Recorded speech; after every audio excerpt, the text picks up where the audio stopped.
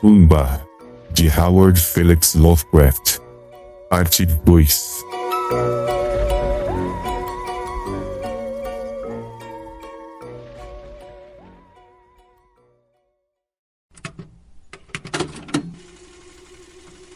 Nos meses após a descoberta, em vão eu tentei inúmeras vezes forçar a abertura do complicado cadeado da cripta semiaberta, e eu fiz pesquisas extremamente furtivas relacionadas à história e à natureza daquela estrutura.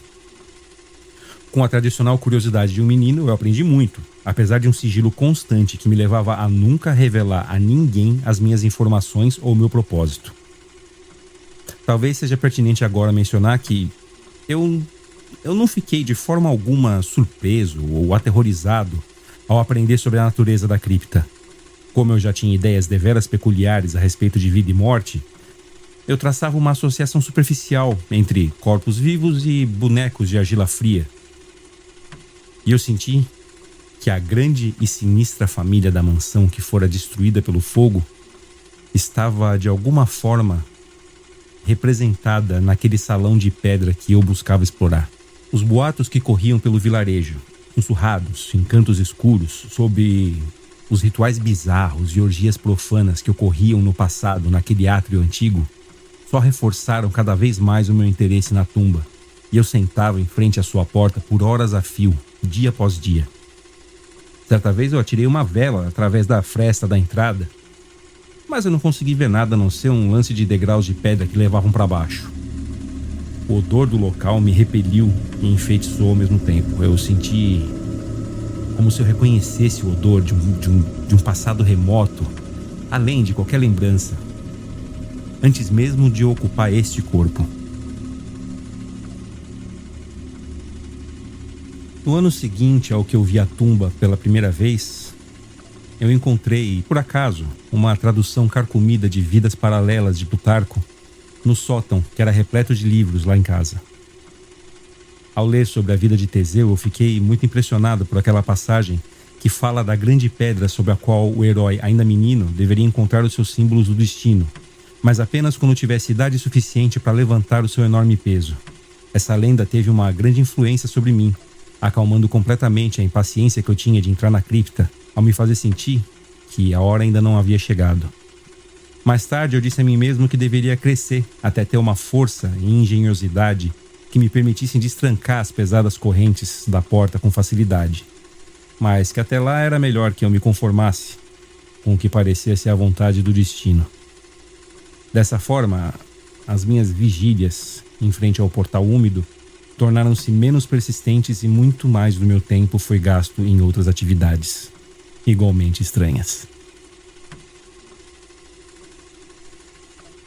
Algumas vezes eu acordava na calada da noite e escapava para caminhar por aqueles cemitérios entre as sepulturas das quais eu fui mantido afastado pelos meus pais.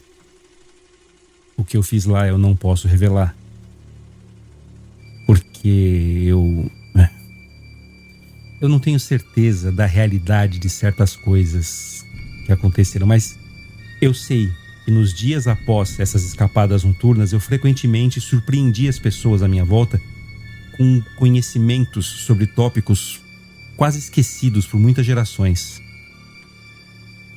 Foi após uma dessas noites que eu choquei a comunidade com uma teoria estranha sobre o enterro do rico e celebrado Squire Brewster, um historiador local que foi enterrado em 1711 e cuja lápide de ardósia, que tinha uma caveira e ossos cruzados esculpidos, estava lentamente virando pó.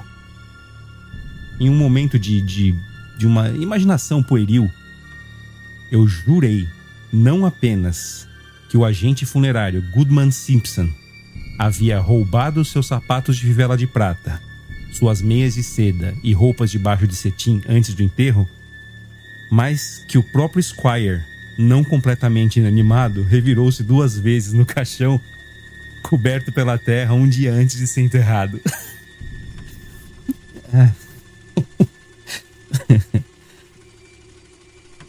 Mas eu nunca abandonei a ideia de entrar na tumba, sendo, na verdade, estimulado pela descoberta genealógica inesperada de que a minha própria ancestralidade por parte de mãe tinha ao menos uma leve ligação com a suposta extinta família dos Hydes. sendo o último da minha linhagem paterna, eu era também agora o último dessa linhagem, mais velha e misteriosa. Eu comecei a sentir que aquela tumba era minha e a ansiar com impaciência pelo momento em que eu poderia atravessar a porta de pedra e descer aqueles degraus cheios de limo e escuridão adentro. Eu agora tinha o hábito de ficar ouvindo atentamente a abertura do portal, escolhendo os meus horários favoritos da quietude da madrugada para fazer essa estranha vigília. Quando eu atingi a maioridade, eu fiz uma pequena clareira no matagal diante da fachada manchada de mofo da encosta, permitindo a vegetação que crescesse ao redor e se projetasse sobre o espaço, como as paredes e o teto de um caramanchão silvestre. E esse caramanchão era o meu templo. A porta entreaberta e acorrentada era o meu santuário.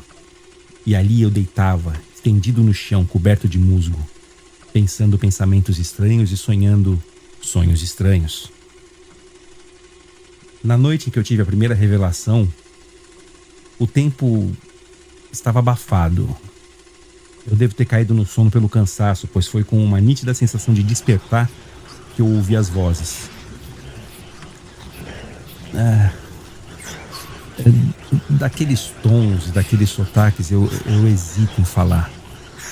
E da sua qualidade eu não vou falar. Mas o que eu posso dizer é que eles representavam certas diferenças sinistras no seu vocabulário, pronúncia e jeito de falar. Cada nuance dos dialetos da Nova Inglaterra, desde as sílabas mais rústicas dos colonizadores puritanos até a retórica precisa de 50 anos atrás, todas pareciam representadas naquela conversa sombria, apesar de eu só ter reparado nesse fato mais tarde. Naquele momento, na verdade, a minha atenção estava distraída. Eu estava distraído desse evento por um outro fenômeno. Um fenômeno tão momentâneo que eu nem consigo reconhecer se de fato foi real. Eu mal imaginei que conforme eu acordava, uma luz rapidamente se apagava dentro do sepulcro afundado. Eu não acho que eu estivesse surpreso ou em pânico, mas eu sei que eu sofri uma grande e permanente mudança naquela noite. Ao retornar para casa, eu fui diretamente até um baú apodrecido no sótão, dentro do qual encontrei a chave, que no dia seguinte destrancou com facilidade o cadeado que eu por tanto tempo ataquei em vão.